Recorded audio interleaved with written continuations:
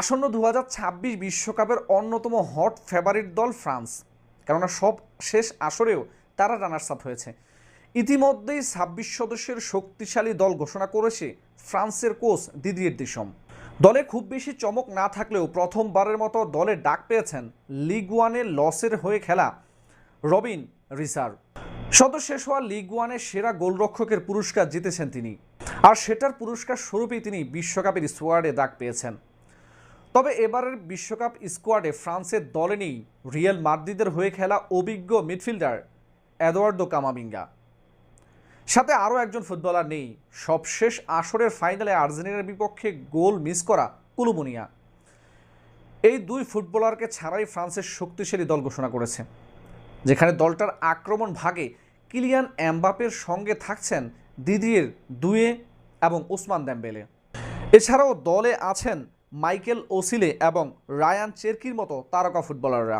মিডফিল্ডে অভিজ্ঞ অ্যাঞ্জেলো কান্তের সঙ্গে আর্লিয়া চুয়ামেনি দলের শক্তি বাড়াবে নিঃসন্দেহে, এবং তাদের সাথে সঙ্গ দেবেন আদ্রিয়ান রাবিতো।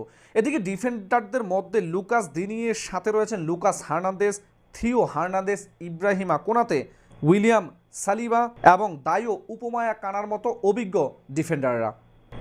গোলবারের দায়িত্বে থাকবেন মাইক মেনিয়া, ব্রিজ সাম্বা আর নতুন ডাক পাওয়া রবিন রিসার।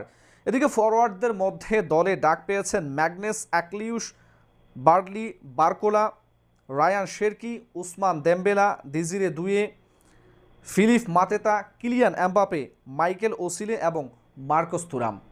এবার আসরের ফ্রান্স রয়েছে আই গ্রুপে। আগামী 16 জুন সেনেগালের বিপক্ষে ম্যাচ দিয়ে বিশ্বকাপের অভিযান শুরু করবে দুইবারের বিশ্ব চ্যাম্পিয়নরা। সব মিলিয়ে বলা যায় ফ্রান্সের এবারের আসরের স্কোয়াডটা অত্যন্ত শক্তিশালী। চ্যাম্পিয়ন হওয়ার জন্যই তারা মাঠে নামবে। সবশেষ আসরের হয়েছে রানার্স আপ, দুইবারের চ্যাম্পিয়ন।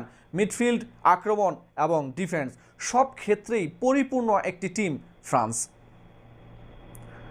এবারের আসরে ফ্রান্স কেমন করবে, কেমন হয়েছে ফ্রান্সের স্কোয়াড, কমেন্ট করে জানাতে পারেন আপনার মতামত।